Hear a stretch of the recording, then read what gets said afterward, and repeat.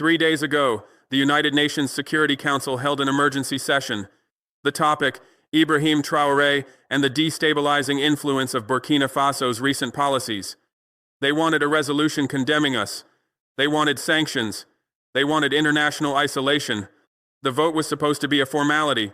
The West expected unanimous support, or at worst, a few abstentions from countries too afraid to oppose them, but too principled to actively support Western interests. That's not what happened. 11 countries voted against the resolution, not abstentions, not present but not voting, against, a clear, unambiguous rejection of the Western narrative about Burkina Faso. The UN didn't announce this publicly, they buried it. The official statement said the resolution failed to achieve the necessary consensus without mentioning that nearly half the countries in that room actively opposed it. But I know who voted against it.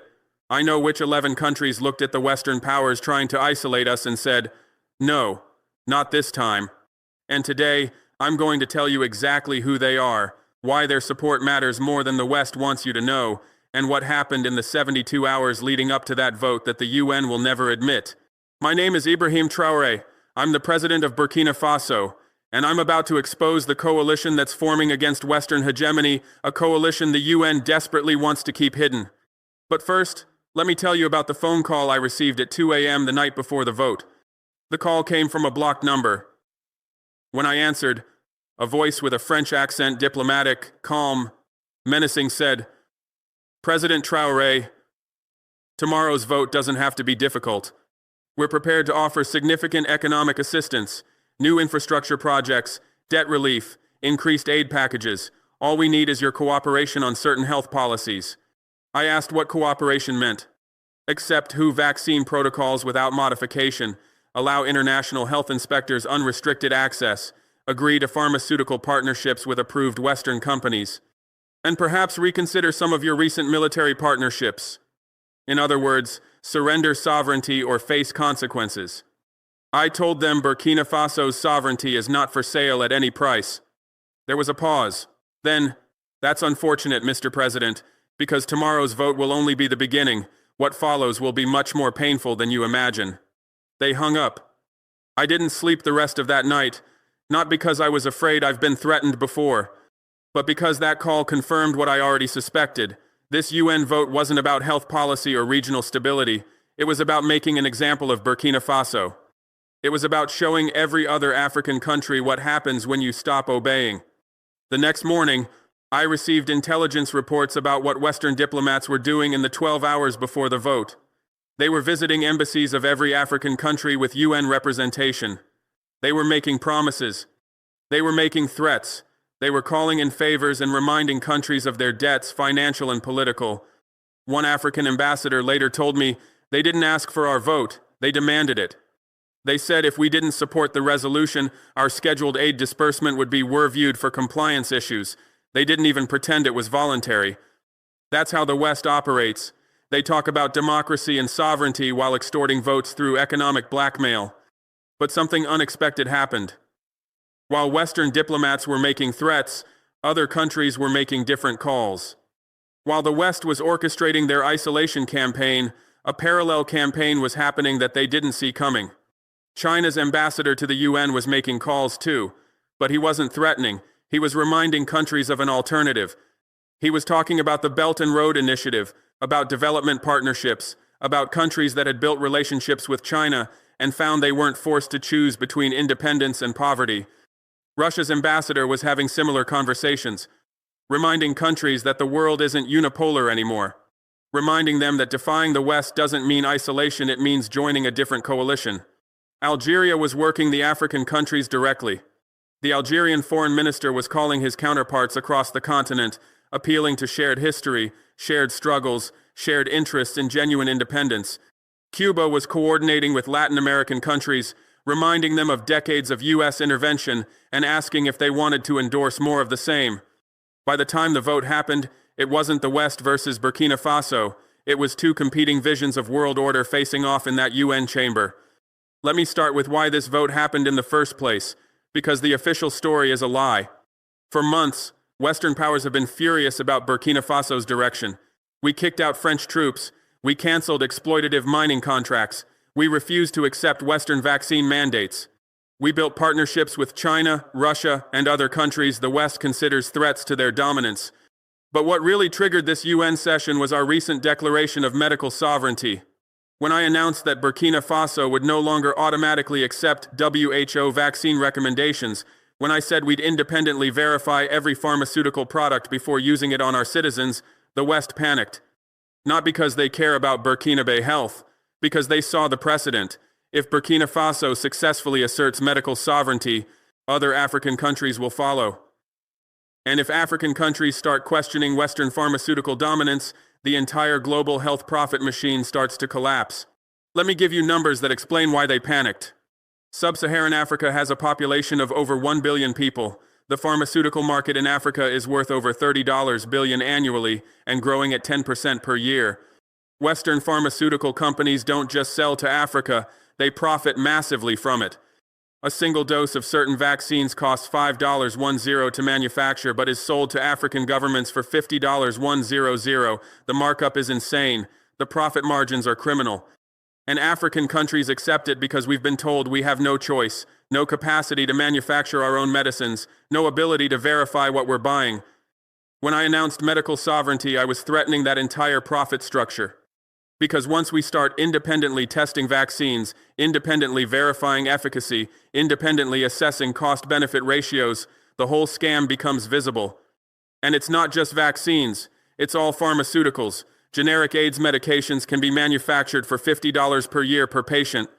Western companies charge African governments $500 per year for the same drugs. The only difference is branding and patent monopolies. Medical sovereignty means Africa could manufacture its own drugs, verify independently what works, and refuse to pay extortionate prices for medicines we could make ourselves for a fraction of the cost.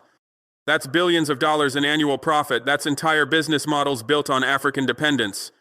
That's the real reason for the UN session, protecting pharmaceutical profits disguised as concern for global health cooperation. But here's what they didn't expect. I had documentation proving everything I'm telling you. 2 weeks before the UN vote, our health ministry completed an analysis of every pharmaceutical product we'd purchased from Western companies in the past 5 years. We tested them independently in laboratories.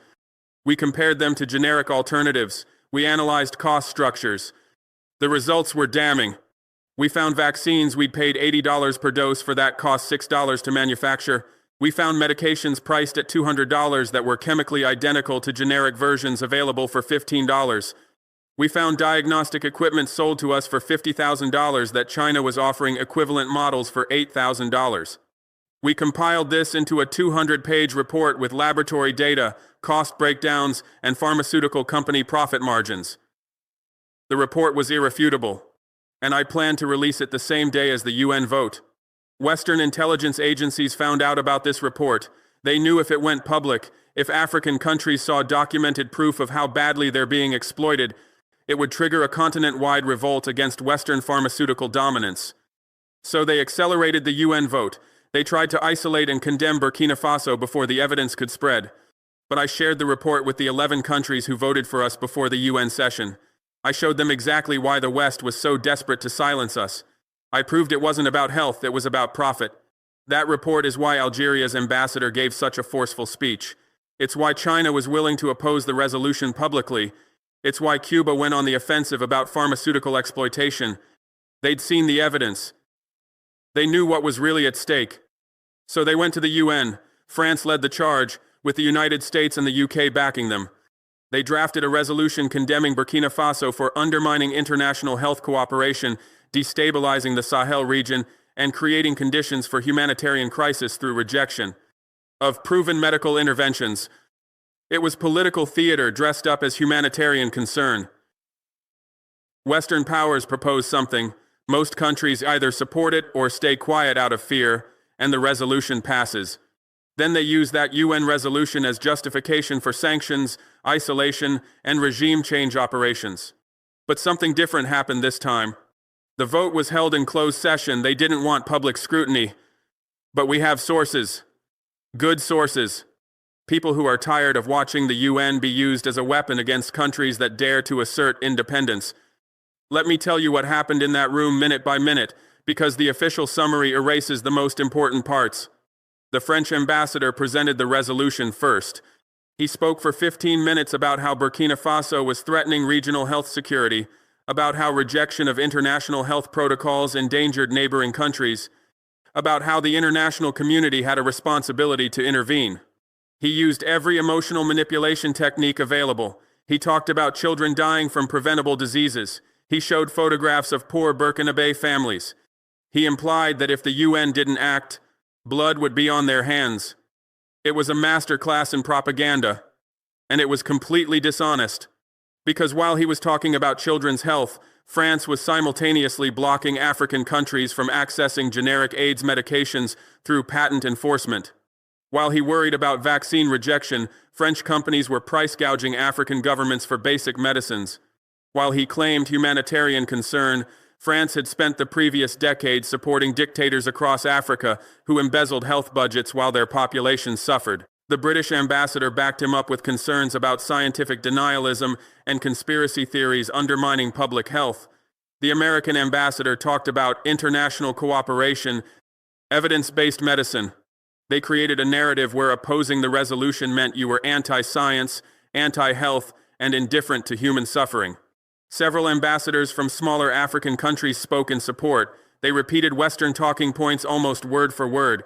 It was obvious they'd been coached or coerced into supporting the resolution. Then Algeria's ambassador requested the floor. When the vote was called, the room went silent, because country after country that the West expected to support them either abstained or voted against.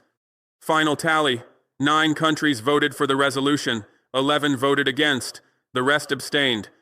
The resolution failed, and the Western delegations were furious. The French ambassador reportedly left the chamber immediately without speaking to anyone. The U.S. representative demanded an investigation into irregularities in the voting process, as if countries voting their conscience instead of following Western orders was somehow irregular. They tried to hold another vote the next day, hoping some countries could be pressured into changing positions overnight, but the 11 countries that opposed it the first time stood firm. Some even gave speeches defending their vote, explaining why they refused to support what they called another colonial intervention disguised as humanitarian concern. The UN Secretary General's office issued that bland statement about lack of consensus and moved on as quickly as possible. Because the last thing they wanted was attention on the fact that nearly half the countries voting actively rejected the Western narrative about Burkina Faso. But I'm giving it attention, because these 11 countries deserve recognition. They took a risk.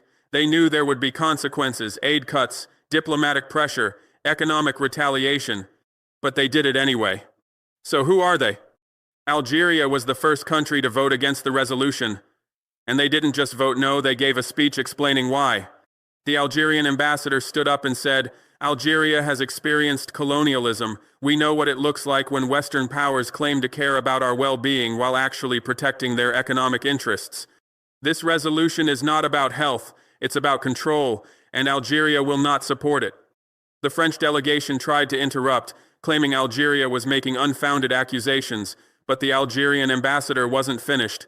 He continued, "France occupied Algeria for 132 years. They claimed it was for our benefit. They said they were civilizing us, modernizing us, helping us. While they said this, they stole our resources, destroyed our culture, and killed millions of our people. So, when France comes to the UN concerned about another African country's sovereignty, forgive us for being skeptical." The room was stunned. UN speeches are usually diplomatic, carefully worded, designed not to offend, but Algeria went straight for the throat. And they weren't wrong. Algeria knows exactly what colonialism looks like because they lived it. They fought a brutal war of independence that lasted 8 years and cost over 1 million Algerian lives. They know that when colonial powers express concern about an African country, it's usually because that country is no longer being sufficiently obedient. But Algeria didn't stop there. The ambassador pulled out a document, our pharmaceutical exploitation report, and began citing specific examples. This resolution claims Burkina Faso is rejecting proven medical interventions. Let me tell you what they're actually rejecting. They're rejecting vaccines that cost $6 to produce being sold to them for $80. They're rejecting medications with 1,000% markups. They're rejecting a system where Western companies profit from African suffering. He read off numbers. He cited specific pharmaceutical companies. He named the exact profit margins these companies were extracting from Africa. The Western delegations were visibly uncomfortable. This wasn't supposed to be discussed. The resolution was supposed to be about health and safety, not about economics and exploitation. But Algeria made it about economics, because that's what it actually is about. Then the Algerian ambassador said something that changed the entire tone of the session. Algeria has built pharmaceutical manufacturing capacity. We produce 70% of our own medications domestically. We've achieved this despite decades of being told it was impossible, that Africa lacked the expertise, that we needed Western companies. We proved that was a lie, and now Burkina Faso wants to do the same. That's what this resolution is really trying to stop. It reframed everything. Suddenly, this wasn't about a reckless African leader endangering his people. It was about Western pharmaceutical companies trying to crush competition and maintain monopolies. Algeria's vote wasn't surprising to me. We've been building a relationship for months. They've offered to share their experience in building pharmaceutical capacity. Algeria has one of the most advanced pharmaceutical industries in Africa. They've offered military training. They've offered diplomatic support. But their public stand at the UN was still significant, because Algeria is not a small country. They have influence in Africa, in the Arab world, and in the non-aligned movement. When Algeria takes a position, other countries pay attention. The day after the vote, I received a call from the Algerian president. He said, "We're with you, brother. Not because we agree with everything you do, but because we know what it costs to stand up to them, and we know it's necessary." He also told me something interesting. After our ambassador's speech, we received calls from 4 other African countries asking about our pharmaceutical manufacturing program. They want to know how we did it. Your resistance is already inspiring others. That's the domino effect the West fears. One country successfully asserts independence, others start asking how they can do the same. South Africa's vote against the resolution surprised some observers. South Africa has traditionally tried to maintain good relations with the West while also supporting African solidarity. They walk a careful line. But not this time. The South African ambassador didn't give a long speech. She simply said, "South Africa votes against this resolution. We do not believe the UN should be used to punish African countries for asserting sovereignty."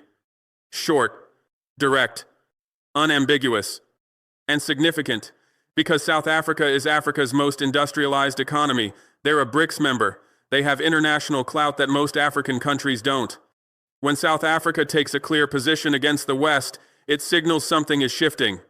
I spoke with South African officials the week before the vote. They told me they were under enormous pressure from the US and UK to either support the resolution or at minimum abstain.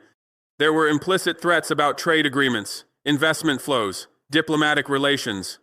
The US ambassador to South Africa had personally visited President Ramaphosa to express concerns about South Africa's position. The meeting was supposedly diplomatic, but the message was clear: support this resolution or face consequences. But South Africa has its own reasons for opposing Western dominance. They've watched as Western pharmaceutical companies made billions during COVID, while Africa struggled to access vaccines. They tried to manufacture their own vaccines using mRNA technology, but Western companies fought them every step of the way through patent enforcement and technology restrictions. They've seen how Western countries preach about rules-based international order while constantly violating that order when it suits them. During COVID, Western countries hoarded vaccines, blocked technology transfer, and enforced patents that prevented Africa from protecting its own population. Then they had the audacity to blame Africa for vaccine hesitancy. South Africa also has the scientific capacity to understand what we're doing. They have virologists, epidemiologists, pharmaceutical researchers who know that questioning vaccine safety and demanding independent verification isn't anti-science. It's literally what science is supposed to be. Their vote was based on principle and pragmatism. Principle because they believe in African sovereignty. Pragmatism because they know that if the West can isolate Burkina Faso for asserting medical independence, they can do it to South Africa next time South Africa makes a decision Western powers don't like. After the vote, South Africa's ambassador released a longer statement explaining their position. She said, "We watched during COVID as Africa was treated as an afterthought in global health. We were told to wait for vaccines while the West vaccinated their populations multiple times over. We were told we couldn't manufacture our own vaccines even though we had the facilities and expertise. We were told to trust a system that consistently puts our lives last. She continued, when President Traoré says Burkina Faso will verify vaccines independently, he's not rejecting science, he's demanding the same standards Western countries apply to their own populations. When he says Burkina Faso will build pharmaceutical manufacturing, he's not being unrealistic, he's following the path South Africa has been trying to walk for decades. This resolution asks us to condemn a country for wanting what we want, the ability to protect our own people without depending on powers that have never prioritized our well-being. We cannot and will not support that. The statement went viral in African social media. Young Africans were sharing it, discussing it, asking why more African governments don't take similar positions. That's the other effect of this vote, it's creating conversations. People across Africa are asking, why is our government not supporting Burkina Faso? Whose interests are they serving? Namibia is a smaller country, but their vote was powerful because of their history. Namibia was colonized by Germany, then occupied by South Africa under apartheid. They didn't achieve independence until 1990, relatively recently. Their liberation movement, SWAPO, fought for decades against colonial and apartheid rule. So when the Namibian ambassador voted against the resolution, he understood exactly what was at stake. In his speech, he said, Namibia's independence was delayed for decades because powerful countries claimed they knew what was best for us better than we knew ourselves. We will not support another resolution that tells an African country how to govern itself. Simple, clear, based on lived experience. But the Namibian ambassador also shared something personal. He said, I am a medical doctor by training. I practiced medicine in Namibia during our liberation struggle. I've seen what happens when healthcare becomes a tool of control. The apartheid regime controlled our access to medicine, used health policy as a weapon, claimed they were protecting our health while actually protecting their power. When I hear Western powers claiming concern for Burkinabe health while simultaneously profiting from overpriced pharmaceuticals, I recognize the pattern. It's control disguised as care. And I will not support it. This wasn't abstract political positioning, it was testimony from someone who'd lived through health systems being weaponized. Namibia doesn't have the economic power of South Africa or the regional influence of Algeria. But their vote mattered because it showed that even small African countries are willing to stand against Western pressure when the issue is sovereignty. The day after the vote, Namibia's foreign minister released a statement saying, Namibia believes in a rules-based international order where sovereignty is respected equally for all nations, not just powerful ones. We will continue to support African countries asserting their right to self-determination. That statement was a direct rebuke to the West, which constantly talks about rules-based order while violating it whenever convenient. Namibia also did something practical. They announced they would send a medical delegation to Burkina Faso to learn about our pharmaceutical verification program. They're considering implementing something similar. That's leadership. Not just voting symbolically, but taking concrete steps to learn from and replicate what we're doing. Bolivia's vote against the resolution was significant because it showed this isn't just an African issue, it's a global South issue. Bolivia has its own history of resisting Western intervention. They've nationalized resources, kicked out U.S. agencies, and built relationships with countries the West considers adversaries. They know what it's like to be targeted by the same mechanisms being used against Burkina Faso. The Bolivian ambassador gave a passionate speech about sovereignty and self-determination. He talked about how Bolivia had been pressured, sanctioned, and isolated for making decisions in their own national interest. He talked about how Western countries claim to support democracy, but only when democracies make decisions the West approves of. He specifically mentioned Bolivia's experience nationalizing lithium resources. We were told it would destroy our economy. We were told we lacked the expertise to manage our own resources. We were threatened with sanctions and isolation. And then we did it anyway, and our economy grew. Our people benefited. We proved the Western narrative was a lie designed to keep us dependent. He connected this directly to Burkina Faso's situation. Now Burkina Faso is being told they cannot manage their own healthcare, cannot verify their own medicines, they cannot build their own pharmaceutical capacity. It's the same lie we were told about lithium. It's the same lie the global South has been told for centuries, and we're done believing it. He ended by saying, Bolivia stands with Burkina Faso because we know that sovereignty is not a gift granted by powerful nations, it's a right that belongs to all peoples. And we will defend that right even when it's unpopular with those who benefit from our submission. The Western delegations tried to dismiss Bolivia's vote as predictable. Bolivia is governed by a left-wing party that's frequently at odds with the U.S., but that dismissal misses the point. Bolivia voted against the resolution because they understand the pattern. They've lived it. And Bolivia's vote signals something important. Support for Burkina Faso is building not just in Africa but across the global south. Countries that have experienced Western intervention, whether economic, political, or military, are watching what's happening to us and recognizing the playbook. After the vote, Bolivia's president, Luis Arce, called me directly. He said, "Brother, we know this fight. We're still in it ourselves.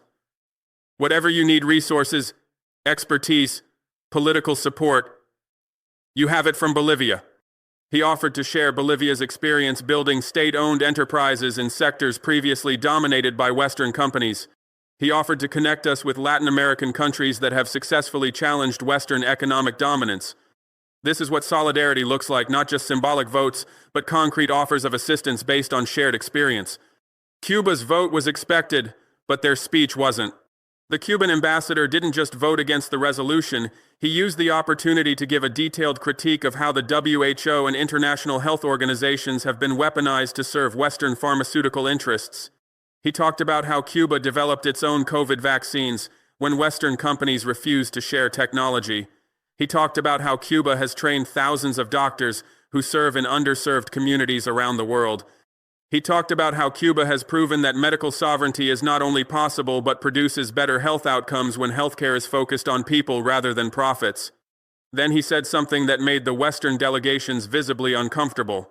If Cuba, a small island nation under crushing economic sanctions for over 60 years, can develop its own pharmaceutical industry and achieve health outcomes that rival or exceed wealthy nations, then Africa can too.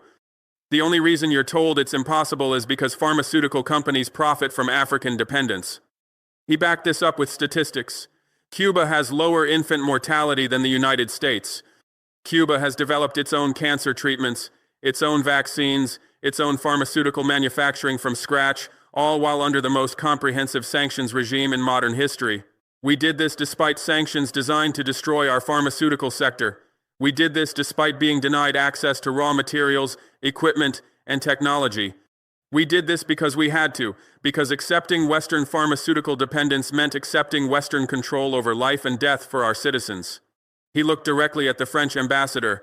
"You claim Burkina Faso is endangering its people by asserting medical sovereignty, but Cuba's experience proves the opposite. The real danger is dependence on powers that view your health as a profit center rather than a human right." It was a masterclass in using the UN platform to expose hypocrisy. But Cuba didn't just offer moral support, they offered practical assistance. The Cuban ambassador announced that Cuba was sending a medical delegation to Burkina Faso to help establish pharmaceutical quality testing laboratories. They were offering to train Burkina-based scientists and pharmacologists. They were sharing decades of experience building healthcare systems under sanctions. This is what makes Cuba's support valuable. They've actually done what we're trying to do. They've built medical sovereignty under conditions far harsher than what we face. Their expertise is worth more than any amount of Western aid with conditions attached. After the vote, Cuba's foreign minister called to offer additional support. They're willing to help us establish a medical school modeled on Cuba's system, which trains doctors specifically to serve poor and rural populations. They're offering to help us build pharmaceutical manufacturing facilities using technology that doesn't require Western patents. Cuba can do this because they're not trying to profit from us. They're offering genuine cooperation based on shared principles and shared resistance to Western domination. China's vote against the resolution was the most geopolitically significant. When China votes against a Western-backed resolution, it's news. Because China is a permanent member of the Security Council with veto power, their opposition can't be ignored or dismissed. The Chinese ambassador kept his remarks brief but pointed. China respects the sovereignty of all nations to make decisions about their own healthcare systems. We do not believe international organizations should be used to coerce countries into policies that don't serve their populations. China votes against this resolution. The U.S. ambassador immediately accused China of protecting authoritarian regimes and undermining global health cooperation. But China didn't take the bait. They simply reiterated their position: sovereignty matters, coercion is unacceptable. But what happened after the public vote was more significant than the vote itself. China's ambassador requested a private meeting with representatives from all 11 countries that voted against the resolution. In that meeting, he made concrete offers. China committed to providing $500 million in development loans specifically for pharmaceutical manufacturing in the 11 countries. Not conditional loans like the World Bank provides loans with no policy requirements attached, just standard commercial terms. China offered to share pharmaceutical manufacturing technology that Western companies guard jealously. They offered to train scientists and engineers. They offered to build facilities. But they also made something clear. We are not offering charity. We are offering partnership. We expect these investments to be commercially viable. We expect you to repay the loans. We expect mutually beneficial trade relationships. But we will not use these partnerships to dictate your internal policies. That's the difference between Chinese and Western partnerships. The West offers aid with conditions that amount to surrendering sovereignty. China offers commercial deals with standard business terms but no political conditions. China's vote matters for several reasons. First, it signals that China is willing to use its UN power to protect countries resisting Western domination. Second, it reinforces the emerging alternative bloc countries looking to build economic and political relationships outside Western control. Third, it provides diplomatic cover for smaller countries who might have been afraid to vote against the resolution without major power backing. China has been our partner in building infrastructure, developing mining capacity, and now pharmaceutical manufacturing. They're not doing this out of charity, they have strategic interests. But unlike Western partnerships, Chinese cooperation doesn't come with demands that we surrender sovereignty or adopt their political system. China's representative also shared intelligence with us after the vote. They told us which Western countries were planning retaliatory measures and what form those measures would take. They offered to help us prepare economically for the coming pressure. This is practical solidarity, not just votes and speeches, but actionable support that helps us survive Western retaliation.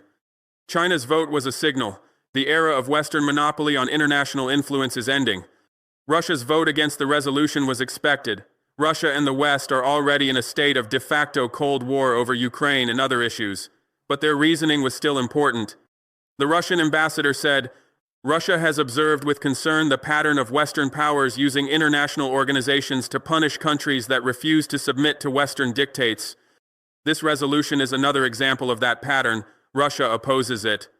He then pointed out the hypocrisy of Western countries lecturing others about health while their own pharmaceutical companies create opioid epidemics, charge extortionate prices for essential medicines, and fight against generic drug production that would save millions of lives. The United States lectures about global health while its pharmaceutical companies created an opioid crisis that killed hundreds of thousands of Americans through deliberate overprescription and marketing of addictive drugs. France lectures about medical ethics while its companies were found guilty of selling HIV-contaminated blood products that killed thousands. The UK lectures about evidence-based medicine while its pharmaceutical industry pays billions in fines for fraud, bribery, and falsifying research data. He cited specific cases pharmaceutical companies that had been fined billions for criminal conduct, drugs that had been proven dangerous after being sold for years, vaccines that had caused harm and been quietly withdrawn from markets. These are the countries telling Burkina Faso they cannot verify their own pharmaceuticals. These are the paragons of medical ethics we're supposed to trust without question. Russia rejects this hypocrisy. Russia, like China, has been offering us concrete support, military cooperation, technology transfer, investment in infrastructure. Their vote wasn't surprising, but it was important because it reinforced that we're not isolated. Major powers are willing to support countries asserting independence from Western control. After the vote, Russia offered something specific: access to their pharmaceutical manufacturing technology for vaccines and essential medicines. They offered to train Burkinabe scientists in Russian research institutes. They offered to help us build laboratories capable of independent pharmaceutical testing. Like China, Russia isn't doing this purely from goodwill. They have strategic interests in building influence in Africa and reducing Western dominance. But their interests align with our sovereignty rather than requiring us to surrender it. Iran's vote was significant because Iran might be the country that best understands what Burkina Faso is facing. Iran has been under Western sanctions for over 4 decades. They've been isolated, demonized, and targeted for regime change repeatedly. And they've survived by building independence, including in pharmaceuticals, where Iran now manufactures over 95% of its own medicines and vaccines. The Iranian ambassador gave a speech about resilience and self-sufficiency. He talked about how sanctions forced Iran to develop capabilities the West insisted they couldn't develop. He talked about how isolation taught them that depending on Western goodwill is a recipe for permanent subordination. When sanctions cut us off from Western pharmaceuticals, they said Iranians would die from lack of medicine. They said we couldn't possibly manufacture our own drugs. They said we lacked the expertise, the technology, the capacity. They were lying. They wanted us to believe we were helpless so we would submit to their demands. But we didn't submit. We built our own pharmaceutical industry from nothing. Today, Iran produces over 90% of its own medicines. We develop our own vaccines. We conduct our own medical research, and our health outcomes are better than many countries that remain dependent on Western pharmaceuticals.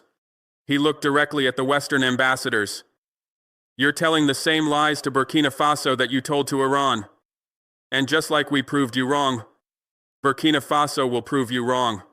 He ended by saying, Iran knows the cost of independence, but we also know the cost of dependence. Given that choice, independence is always better. We support Burkina Faso's right to make the same choice. After the vote, Iran sent a high-level delegation to Ouagadougou. They brought pharmaceutical scientists, engineers, and health policy experts. They spent a week working with our health ministry to develop a roadmap for building pharmaceutical independence. They shared something invaluable, a detailed guide on how to build pharmaceutical manufacturing under sanctions. Because they assume correctly that once we commit to this path, the West will sanction us to try to force us back into dependence. Iran's guide covered everything: how to source raw materials when Western suppliers refuse to sell, how to reverse engineer pharmaceuticals without violating patents, how to build supply chains that route around Western financial systems, how to train scientists when Western institutions refuse to accept your students. This is expertise you can't buy. This is knowledge gained through decades of surviving Western economic warfare. And Iran is sharing it freely because they want us to succeed, not out of charity, but because our success further breaks Western pharmaceutical monopolies. Iran has been quietly offering to share their experience in building pharmaceutical capacity under sanctions. They've offered to train our scientists. They've offered to help us develop supply chains that don't depend on Western companies. Their support is valuable not just diplomatically but practically. They've walked the path we're starting to walk, and they've proven it can be done. Venezuela, like Bolivia, voted based on lived experience with Western intervention. Venezuela has been targeted with sanctions, coup attempts, and international isolation for years. The playbook being used against Burkina Faso: first international pressure, then sanctions, then support for opposition groups, then potential military intervention, is the same playbook used against Venezuela. The Venezuelan ambassador was blunt. Venezuela recognizes what's happening here because it's happening to us. Western powers are using the UN to legitimize interference in a sovereign nation. We've seen this before. We oppose it now. We will always oppose it. But he went further.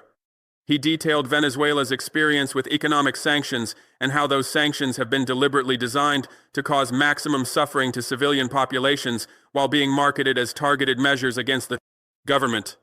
They sanctioned our oil industry, our primary source of revenue. Then they pointed to the economic crisis they created as evidence our government was failing. They blocked our access to international banking. Then they called us corrupt when we couldn't process transactions through normal channels. They froze our foreign assets. Then they accused us of mismanaging our economy.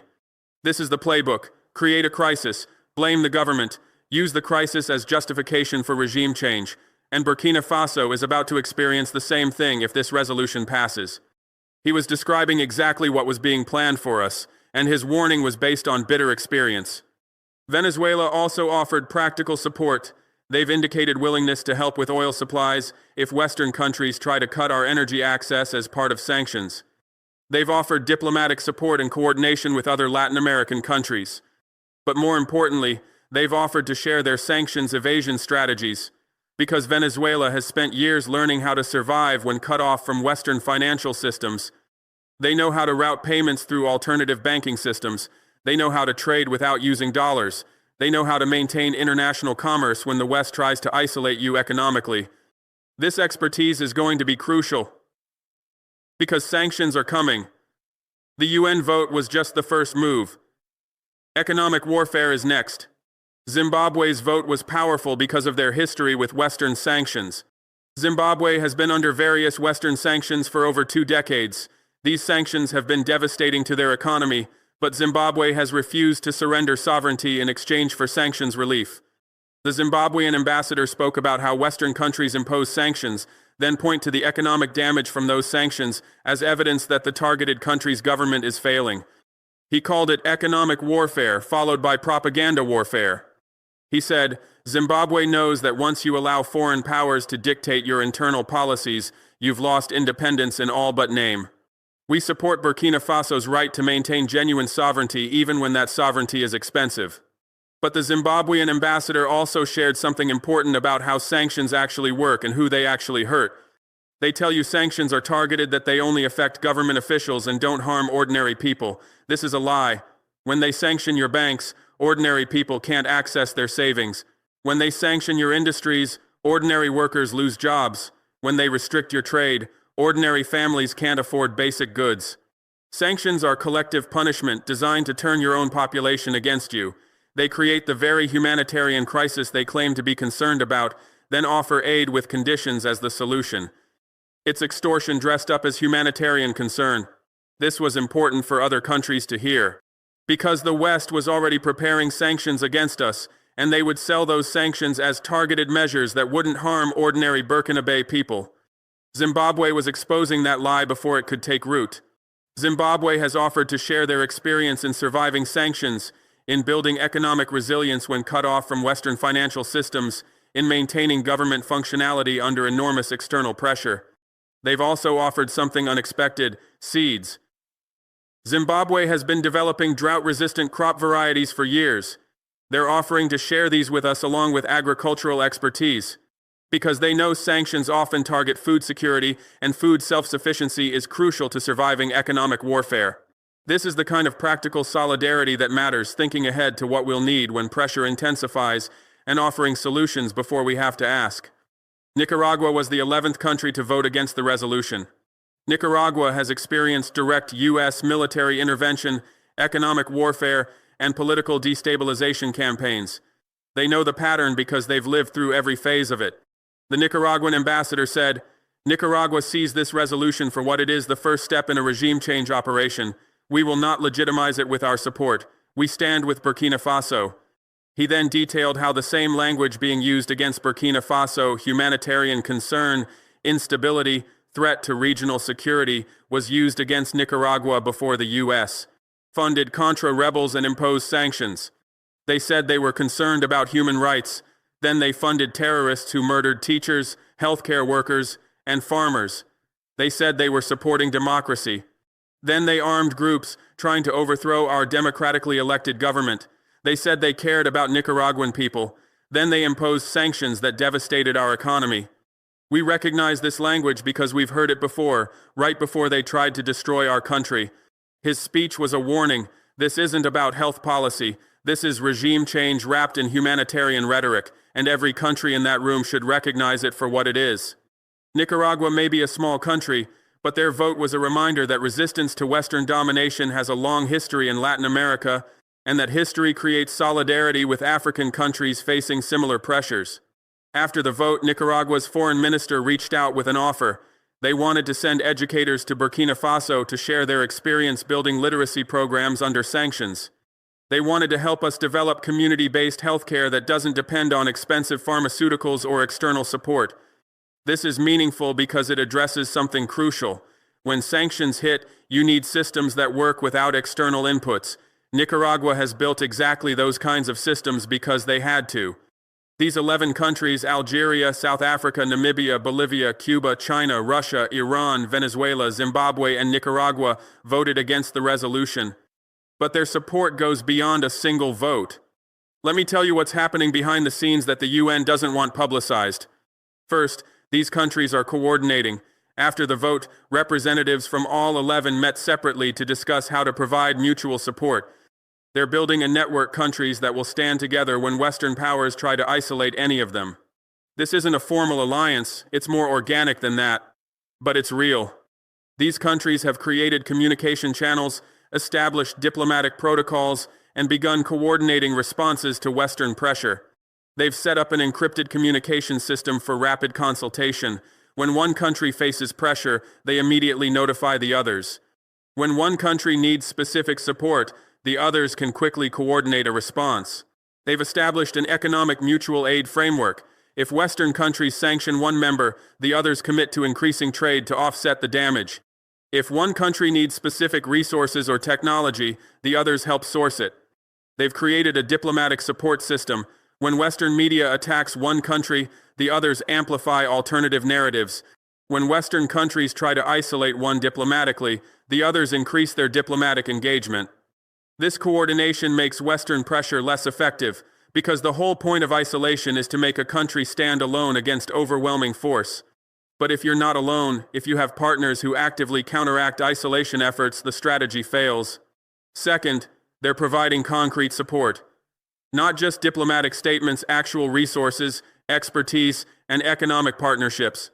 China is funding pharmaceutical infrastructure. They've committed to building 3 manufacturing facilities in Burkina Faso over the next 2 years.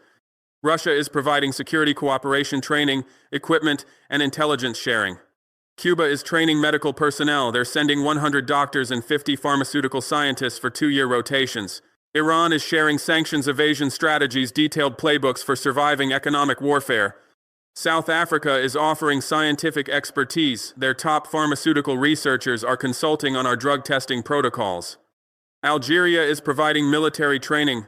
Their special forces are training our security services in counter-terrorism and border security. Zimbabwe is sharing agricultural technology, drought-resistant seeds, and farming techniques. Bolivia is helping us restructure our mining contracts to maximize revenue for our government rather than foreign companies. Venezuela is offering oil supplies at preferential rates to insulate us from potential energy sanctions. Namibia is providing diplomatic support in southern African regional organizations. This support creates resilience. The West's strategy has always been to isolate a country, apply pressure from all sides, and wait for economic collapse or political uprising. But if we're not isolated, if we have alternative trade partners, alternative sources of investment, alternative diplomatic support, the strategy fails. Third, they're building a narrative counter to the Western media. When the BBC calls me a dictator, Algerian media interviews me respectfully. When CNN claims Burkina Faso is descending into chaos, Chinese media shows our infrastructure projects.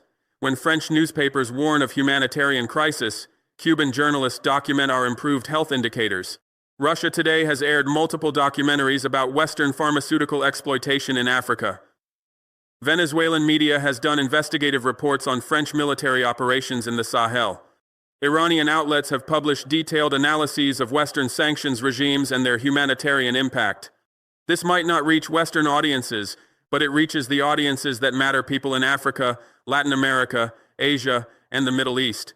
People who are tired of Western narratives about the global South. These counter-narratives matter because they challenge the monopoly on information. When Western media is the only source of news about Africa, they control perception globally. But when multiple countries are telling different stories, backed by evidence, that monopoly breaks down. The UN vote was supposed to isolate us. Instead, it exposed who's actually isolated: the Western bloc that expected automatic compliance and got resistance instead. Now, let me tell you what the consequences of this vote have been. For the 11 countries that supported us, there have been consequences. It's not publicized, but it's real. Algeria had a scheduled meeting with French officials about energy cooperation canceled by France the day after the vote. The official reason was scheduling conflicts. The real reason was punishment. South Africa was negotiating a trade deal with the UK. Those negotiations have been postponed indefinitely. Britain claims they need to reassess the partnership framework. Translation: you voted wrong, now you pay. Bolivia had pending loans from the Inter-American Development Bank. Suddenly those loans require additional review. The bank claims it's standard procedure. It's not. It's retaliation coordinated with the US, which controls significant influence over the bank. Zimbabwe was expecting a World Bank assessment that might have led to sanctions relief. That assessment has been delayed. Again, no official reason. But the timing tells the story. Namibia received notification that a European aid package for renewable energy development would need to be re-evaluated based on current political developments. That's diplomat speak for, "We're cutting your aid because you didn't vote how we wanted." Cuba faced increased U.S. pressure, new sanctions targeting specific industries, renewed threats about maintaining Cuba on the state sponsors of terrorism list, coordinated international advocacy against Cuban doctors working abroad. Nicaragua was threatened with additional sanctions by the U.S. Congress lawmakers introduced a bill imposing new economic restrictions explicitly citing Nicaragua's support for authoritarian regimes at the UN. Iran was already under maximum pressure, but U.S. officials made public statements about additional measures to counter Iranian influence in Africa. Venezuela saw increased rhetoric about potential military intervention from U.S. officials who cited Venezuela's UN vote as evidence of its destabilizing influence. The pattern is clear: vote against Western interests, face economic retaliation. But here's what the West didn't anticipate. These countries expected retaliation. They counted the cost before voting. They decided solidarity with Burkina Faso and defense of sovereignty principles was worth more than Western approval. That's a calculation that would have been unthinkable 20 years ago.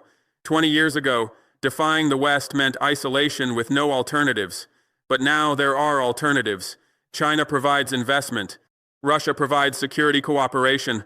The Global South is building its own trade networks, its own financial systems, its own institutions. So Western retaliation is painful but not fatal, and every time the West retaliates against a country for asserting independence, it drives that country further into alternative partnerships. The West is creating the very bloc they fear by punishing countries for disobedience. Let me give you a specific example.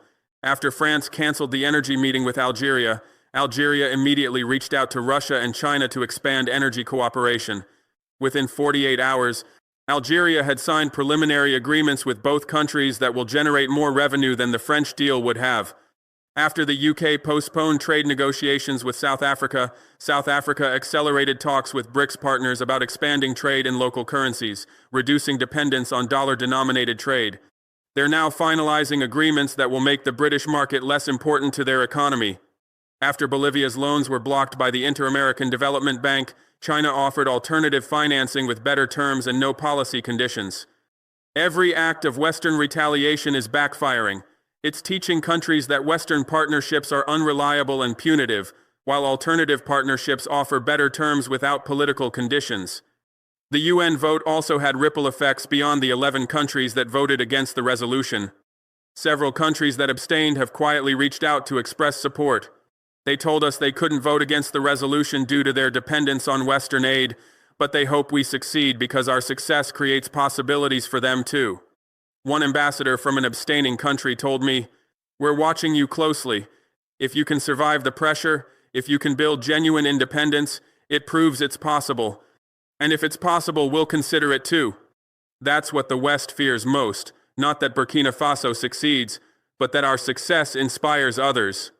Because if 10 or 20 or 50 countries follow our path, the entire system of Western domination starts to collapse. The UN vote also sparked conversations in countries that supported the resolution, not among governments, among people. Citizens in Ghana, Kenya, Senegal, and other countries that voted with the West started asking, why did our government support a resolution condemning another African country for asserting sovereignty? Who benefits from that vote? Are we still colonized in all but name? These conversations are happening on social media, in newspapers, in universities. And they're making governments uncomfortable because they reveal the gap between governments that serve Western interests and populations that want genuine independence. I've received messages from young people across Africa, students, activists, entrepreneurs expressing support and asking how they can pressure their own governments to take similar stands. This grassroots energy matters, because governments can be controlled through aid and debt, but populations can't be bought as easily. In Ghana, student groups organized protests demanding their government explain why they voted with Western powers against an African country. The protests were small, but they were noticed.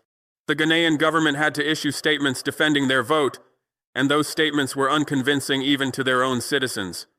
In Kenya, civil society organizations published an open letter asking why Kenya supported a resolution that protects Western pharmaceutical profits at the expense of African health sovereignty. The letter was signed by doctors, nurses, health workers, and researchers. It got significant media attention. In Senegal, opposition parties used the vote as evidence that the current government prioritizes French interests over African solidarity. It became a campaign issue. These might seem like small ripples, but they compound. They create political costs for governments that automatically align with Western interests. They force leaders to justify why they're voting against African sovereignty. And as those political costs increase, more governments will start calculating whether Western aid is worth the domestic political price of appearing subservient to former colonial powers. Now let me address something important. This list of 11 countries isn't complete. These are the countries that voted publicly against the resolution, but there are others providing quiet support, countries that can't afford to publicly defy the West but are offering help behind the scenes. I won't name them because doing so would expose them to pressure they're not ready to handle, but know that the actual coalition supporting Burkina Faso is larger than 11 countries. Some are providing financial support through unconventional channels. They're purchasing our products, investing in our industries, providing credit lines, all without public announcements or formal agreements that would trigger Western attention. Some are sharing intelligence about Western operations. They're warning us about planned destabilization campaigns, about which opposition groups are receiving Western funding, about economic pressure points the West is targeting. This intelligence is invaluable for preparation and defense. Some are offering diplomatic support in regional forums where Western attention is less focused. They're blocking hostile resolutions in African Union meetings, defending our positions in regional economic communities, preventing coordinated African pressure against us. Some are simply buying our products and providing markets when Western countries try to impose trade restrictions. They're maintaining economic relationships that keep money flowing even as the West tries to cut us off. This quiet support matters as much as public support because it means we're not alone even when it appears we are. It means the Western strategy of isolation is failing even when it appears to be succeeding. One country, I won't say which, sent a quiet delegation to help us restructure our banking systems to be more resilient to Western sanctions. They helped us establish correspondent banking relationships that route around Western-controlled financial systems. They helped us develop currency swap agreements that let us trade without using dollars. Another country has been purchasing our gold at above-market rates, providing us crucial foreign currency reserves that we're using to import essential goods from non-Western sources. A third country has been training our intelligence services in counter-surveillance and information security, helping us defend against Western intelligence operations aimed at destabilizing our government. These countries are taking real risks by helping us, even quietly. If the West discovers these relationships, there will be consequences. But they're doing it anyway because they see their own future in our struggle. Let me also tell you what this means for Africa more broadly. The fact that only a handful of African countries voted against the resolution is disappointing but not surprising. Many African governments are still captive to Western interests through debt, through aid dependency, through corruption where Western companies pay off leaders in exchange for compliance. But I believe this will change. Because every year, the cost of compliance with Western dictates becomes clearer, while the benefits become more questionable. Compliance means watching your resources extracted by foreign companies while your people remain poor. Compliance means accepting pharmaceutical prices you can't afford while your citizens die from preventable diseases. Compliance means adopting policies designed in Western capitals that don't serve your population. What are the benefits of compliance? Aid that comes with conditions, loans that trap you in debt, investment that extracts more wealth than it creates, the approval of powers that have never had your interests at heart. More African leaders are starting to ask, is this bargain worth it? And as they calculate the costs and benefits, more will decide it's not. The 11 countries that supported us at the UN are proof that resistance is possible. They're proof that you can defy Western pressure and survive. They're proof that there are alternatives to subordination. And as that becomes clearer, more countries will find the courage to assert independence. Look at what's happening already. Mali and Niger have followed Burkina Faso's example in expelling French forces and challenging Western dominance. Guinea is reconsidering its mining contracts with Western companies. Chad is negotiating more favorable terms for its resources. These are small steps, but they're in the same direction. They're all countries starting to question whether the old arrangements still serve them. And as they question, they look for examples of alternatives. Burkina Faso is becoming that example. This is why the West is so desperate to isolate and destroy us, not because Burkina Faso is important in itself, we're a small, landlocked country with limited resources, but because we're a proof of concept. We're demonstrating that sovereignty is possible, that resistance works, that alternatives exist. If we succeed, we inspire dozens of other countries to try the same thing, and if dozens of countries do it, the entire structure of Western dominance in Africa collapses. That's what this UN vote was really about. Not health policy, not regional stability, the survival of Western control over Africa. And the fact that they failed to pass the resolution shows that control is already slipping. I want to be clear about something. I'm not naive about the countries supporting us. China isn't supporting Burkina Faso out of selfless solidarity. They have strategic and economic interests. They want access to our markets, our resources, our political alignment. Russia isn't protecting us because they love African independence. They're competing with the West for influence, and weakening Western hegemony serves their interests. Iran and Venezuela aren't helping us purely out of anti-imperialist principle. They see partnership as beneficial to their interests too. I understand that. I'm not looking for saviors or selfless allies. I'm looking for partners who treat us as equals, who respect our sovereignty, and who offer cooperation without demanding subordination. That's the difference. Western partnership always comes with demands. Adopt our policies, buy from our companies, vote with us at the UN, accept our military bases, follow our economic prescriptions, privatize your industries, open your markets, deregulate your economies, accept our pharmaceutical protocols without question. Every Western partnership comes with a list of conditions that amount to surrendering sovereignty. You get aid, but you have to fire your teachers and healthcare workers because the IMF demands austerity. You get loans, but you have to sell your state enterprises to foreign investors. You get trade access, but you have to accept imports that destroy your domestic industries. The countries supporting us make offers, not demands. They say, here's what we can provide. Here are our interests. Let's negotiate mutually beneficial arrangements. And if you decide against it, we'll negotiate something else. China wants to build infrastructure in Burkina Faso. They offer financing, construction, and technical expertise. In exchange, they want commercial returns on their investment and access to our markets. But they don't demand we adopt Chinese political systems. They don't demand we vote with them on every UN resolution. They don't demand we cut ties with other partners. Russia wants military cooperation. They offer training, equipment, and intelligence sharing. In exchange, they want influence and strategic partnerships. But they don't demand we adopt Russian governance models. They don't demand we abandon our own foreign policy priorities. Cuba wants to share medical expertise. They offer doctors, training programs, and technical cooperation. In exchange, they want symbolic solidarity and evidence that their model works. But they don't demand we implement their exact system. That's partnership. That's respect. That's what sovereignty looks like in practice. So yes, these countries have their own interests, but their interests align with our sovereignty rather than requiring us to surrender it. That's the crucial difference. I can work with China to build infrastructure while maintaining my own political system. I can cooperate with Russia on security while making my own foreign policy decisions. I can learn from Cuba's healthcare model while adapting it to Burkinabe needs.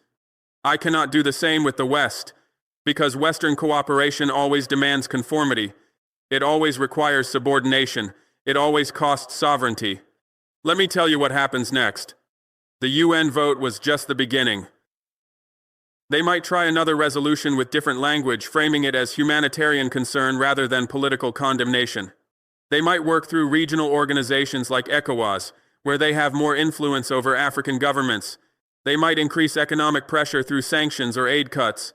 They might fund opposition groups to create internal instability. They might even consider military intervention if they think they can justify it.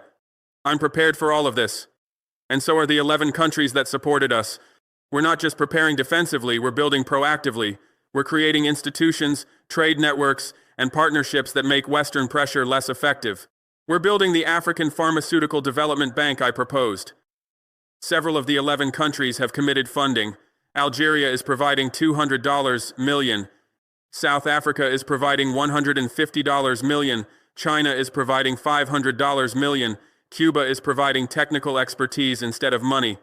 It will start small, but it will provide African countries an alternative to World Bank loans with conditions. The bank's mission is simple: finance, pharmaceutical manufacturing, testing facilities, and healthcare infrastructure across Africa with no policy conditions attached. Just commercial loans with reasonable terms. Countries that borrow from this bank won't have to surrender sovereignty or adopt Western-approved policies. We're establishing direct trade relationships that bypass Western-controlled financial systems. China is helping us implement currency swaps. We can trade in yuan and local currencies without touching dollars. Russia is helping us access alternative payment networks like SPFS that function outside SWIFT. This insulates us from Western financial warfare. When the West sanctions a country, they cut off access to SWIFT, making international trade nearly impossible. But if we can trade outside SWIFT through alternative payment systems and currency arrangements, sanctions become less effective.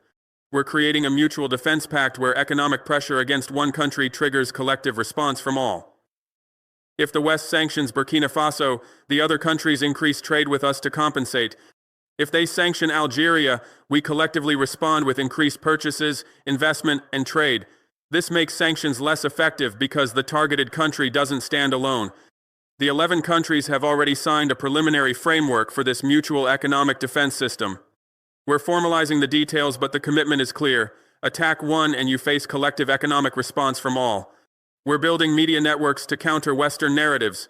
Russia Today Africa is expanding its coverage. China's CGTN is opening new bureaus across the continent. Algeria is launching a Pan-African news network. Cuba is training African journalists in Havana. These networks will tell our stories without Western filters. They'll show African development without the condescension. They'll cover African politics without the presumption that Western systems are the only legitimate ones. And most importantly, we're proving that sovereignty is viable, that you can resist Western pressure and not just survive but thrive. That independence is possible if you're willing to pay the cost and build the alternatives. Every month that Burkina Faso maintains sovereignty despite Western pressure, the model becomes more credible. Every partnership we build, every institution we create, every success we achieve, it all makes the case that African independence is achievable.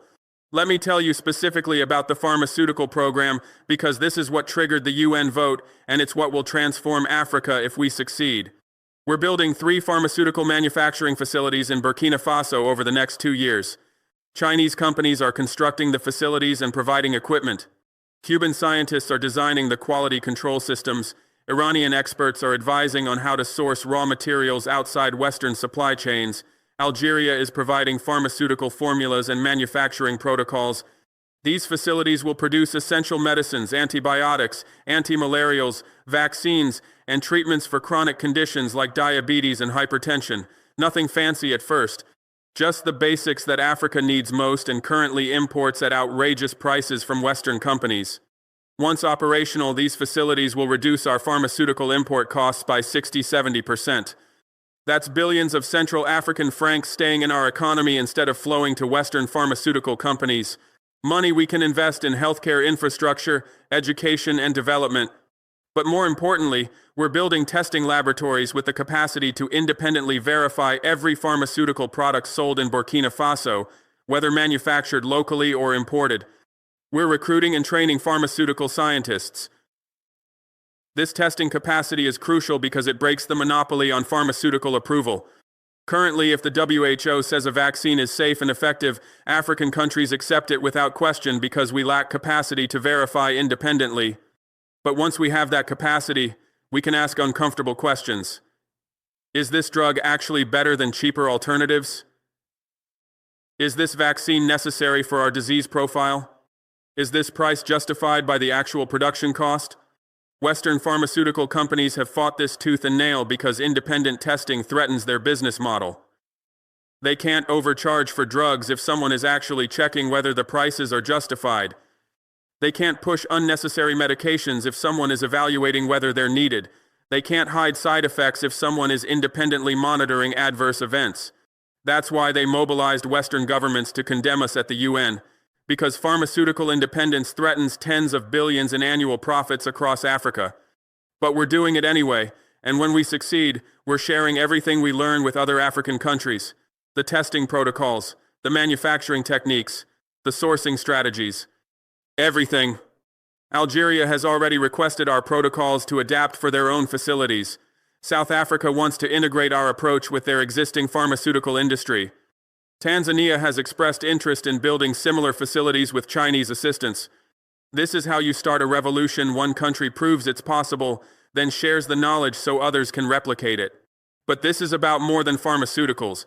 It's about a model of development that doesn't depend on Western approval.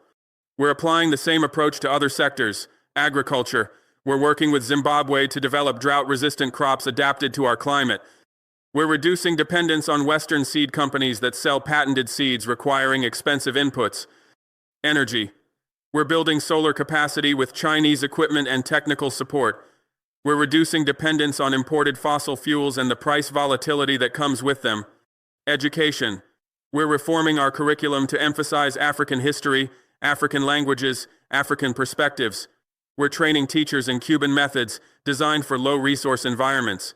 We're reducing dependence on Western educational models that prepare Africans to serve Western interests rather than our own development. Technology. We're building digital infrastructure with Chinese equipment that doesn't include Western surveillance backdoors. We're developing our own software systems. We're training programmers and engineers. Every sector where we build genuine capacity is one less lever the West can use to control us. Every partnership with non-Western countries is one more alternative when the West tries to isolate us. This is the blueprint for genuine independence, not just political independence on paper, but practical capacity to make decisions based on our own interests without being vulnerable to external pressure. I want to be honest about something. This path is expensive, not just economically but personally. Since taking power, I've lived under constant threat. The West funds opposition groups trying to destabilize my government. They spread propaganda calling me a dictator, a tyrant, a threat to regional stability. They've attempted multiple coup plots, some I've caught early, some got disturbingly close to success. My family lives with security risks every day. My children can't go to school like normal kids. My wife can't leave our compound without armed guards. We've uncovered assassination plots multiple times. This is what resisting Western hegemony costs. It's not abstract, it's personal, it's dangerous. But it's necessary, because the alternative is worse. The alternative is watching my country stay poor while Western companies extract our resources. The alternative is watching Burkinabe children die from diseases we can't afford to treat because pharmaceutical companies charge prices we can't pay. The alternative is maintaining the illusion of independence while actually remaining subordinate to former colonial powers. I didn't take power to become another African leader who talks about sovereignty while selling out to Western interests. I took power to actually build something different, and if that costs me my life, so be it. But I don't think it will. Because something is shifting. The West is weaker than it appears. The alternatives are stronger than they've ever been. And more people are waking up to the reality that the old system doesn't serve us. Let me close with this. The UN vote was supposed to isolate Burkina Faso. Instead, it revealed a coalition. It exposed which countries are willing to stand against Western domination even when it's costly. It showed that resistance is spreading, not retreating. Algeria, South Africa, Namibia, Bolivia, Cuba, China, Russia, Iran, Venezuela, Zimbabwe, and Nicaragua. These 11 countries took a stand. They deserve recognition for their courage. They deserve support from everyone who believes in genuine sovereignty and self-determination. But this is bigger than 11 countries. This is about a shift in global power dynamics. This is about the global South refusing to remain subordinate. This is about the end of a system where Western countries dictate terms and everyone else complies. The UN tried to blacklist Burkina Faso. Instead, they revealed the country's building an alternative to Western hegemony. That list isn't a blacklist. It's a blueprint. My name is Ibrahim Traoré. I'm the president of Burkina Faso, and I want every country in the global South to know, you don't have to submit. You don't have to accept exploitation. You don't have to choose between sovereignty and survival. There are alternatives. There are partners. There are countries willing to stand with you against pressure. The 11 countries that voted for us proved it, and their example will inspire others. The era of Western domination is ending. Not because the West is voluntarily giving up power, but because countries are taking their independence by force. That's what the UN vote represents, not isolation, liberation. Remember their names, remember their courage, and remember that resistance is possible. The revolution is spreading, and no UN resolution can stop it.